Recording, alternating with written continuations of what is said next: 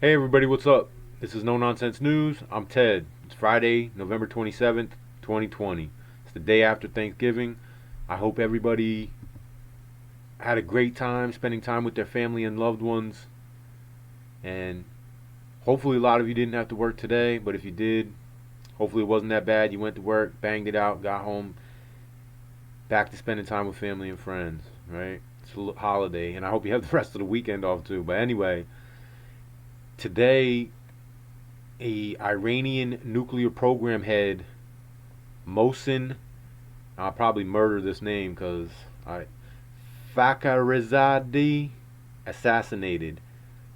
So just recently we've been hearing about how Trump, last week I told you guys Trump talked with a bunch of advisors, and he was asking them if he had the capability to bomb Iran before he gets out of office, and they basically told him no, no, no, not to do it. And now this guy's coming up assassinated, and Iran's Zarif blames Israel for the assassination of the top nuclear scientist.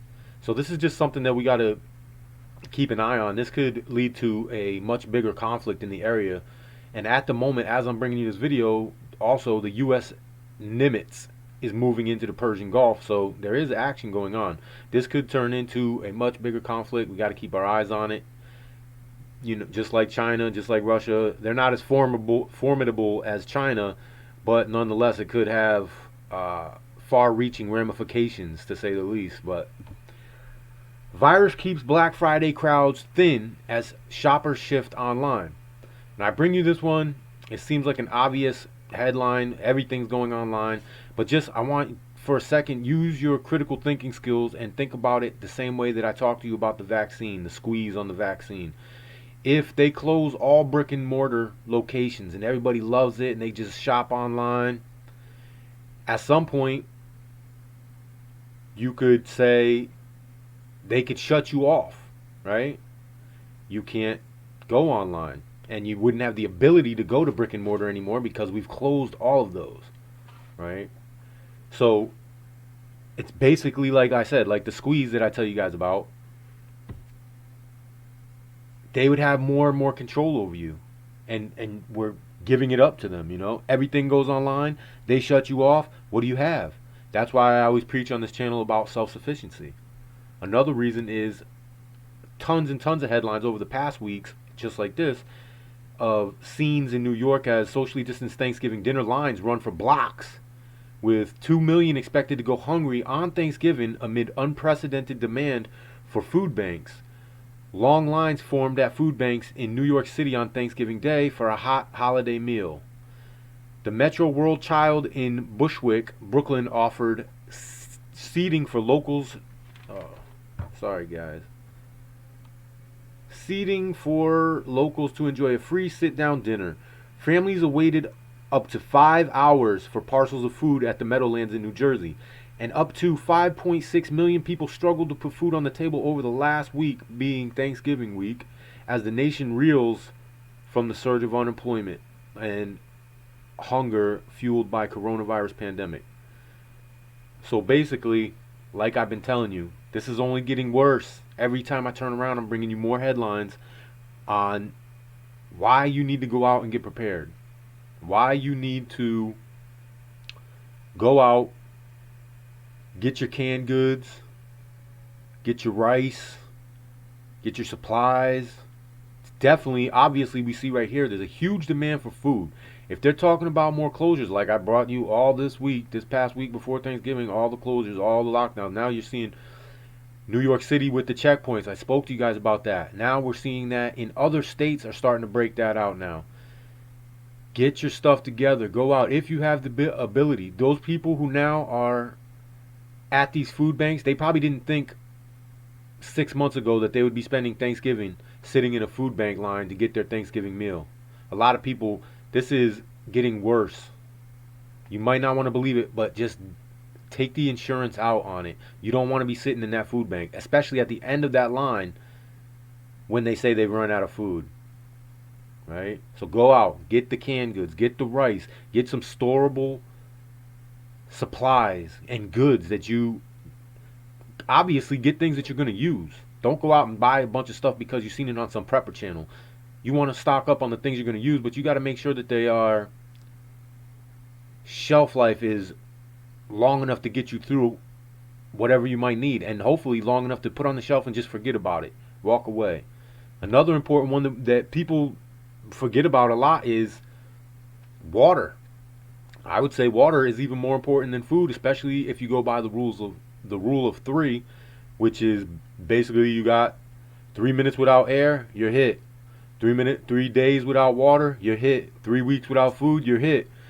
So you basically at least prepare for that on that so that you can get. I mean, what are you gonna do about air? Get some gas masks and stuff, but water. Like the gas mask thing is a whole prepper thing. That's like going deep. If maybe you've never done this before, you're just tuning in to check it out. Get some water, bottled water. I'm gonna give you a trick right now here today about bleach. People use bleach. All right, if you don't know it, all the city water comes through the faucets in the city. It goes and it's cleaned, and they use bleach to clean that water. If you go, the thing that about bleach is it's hard when you store bleach. It can go bad. It actually starts to degenerate or whatever. It goes bad. So what you got to do is you go out and you get the HTH pool shock. I'm sure you've seen it. Comes in these little tubular looking bags, slim, kind of maybe 8 inches long, 9 inches long, and it's got the powder in there, and you can actually create bleach with that. You take that pool shock. It's a certain mixture that I'm about to give you right here. I have it written, so I got to read it out for you guys, but it's a certain mixture of 1 part of the shock to 100 parts of water. Okay? And then you would take that when you have bleach, or if you have saved bleach, you would add that 1 pint per gallon, or 16 ounces per gallon, and you would let your water sit for 30 minutes. But I'm going to give you the exact measurements if you have pool shock and you get in a situation where you have no clean water, where you can use the pool shock to make bleach, then use the bleach to disinfect the water, clean it basically. If you don't know, you pour it through your shirt, get all the big things that you can filter out through some type of cloth or something, and then you would do this. If you had, you could even use it with almost muddy water. I wouldn't recommend it, but get a life straw. That's much easier. But for long-term situation where you can store something, because like I said, bleach goes bad, get this. And here, let's see. It says, you need, it's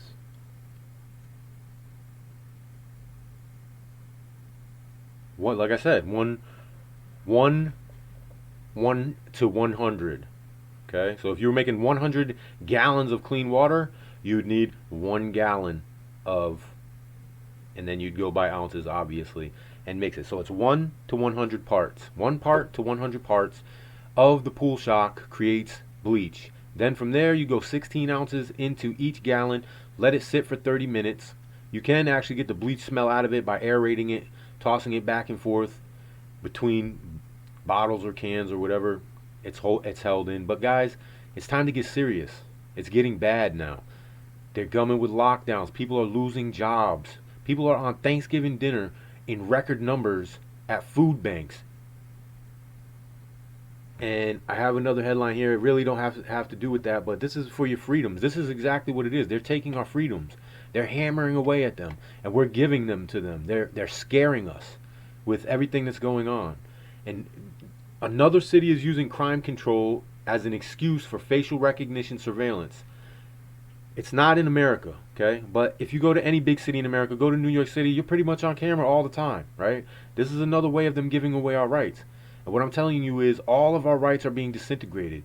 You have 2 groups, okay? You have a group of people who would fight for freedom, and you have another group that would love to take your freedoms away and have complete control. And right now you have a lot of people listening to the group that would love to have control, and they're telling this story of fear. And that story of fear is really getting people worked up, and they're afraid. So they're willingly giving over their rights to be protected from what they fear. Okay, and that's like things like this. Oh, I'm afraid of crime, so we're gonna put these cameras in to watch you, right? Anyway, guys, you use your critical thinking skills. Don't just take the word that I say. Go out and look it up for yourself. Type in things like food shortages. Type in things like food banks. Go Google this stuff for yourself. Check it out. It's out there to be seen. All you got to do is make the effort and check it out. And when you see the things that I'm telling you about for yourself, maybe then it will shake you up a little bit to get you ready. Go out and get the food, get the pool shock, get the water, get the chlorine, get the things that you're going to need, because there might come a time when you can't. And you want to be ready for that time. You want to be able to live to fight another day, no matter what the battle. And sometimes just surviving is a battle if you can't go out and get your essentials as you can today. We're spoiled right now. We got to get ready. We go out and get seeds. Become self-sufficient. These stories are starting to hit home. I know friends who are starting to feel the wrath of this looming food shortage that's only getting worse. So go out, guys. Remember, you don't have to be scared. Just get prepared. Be ready.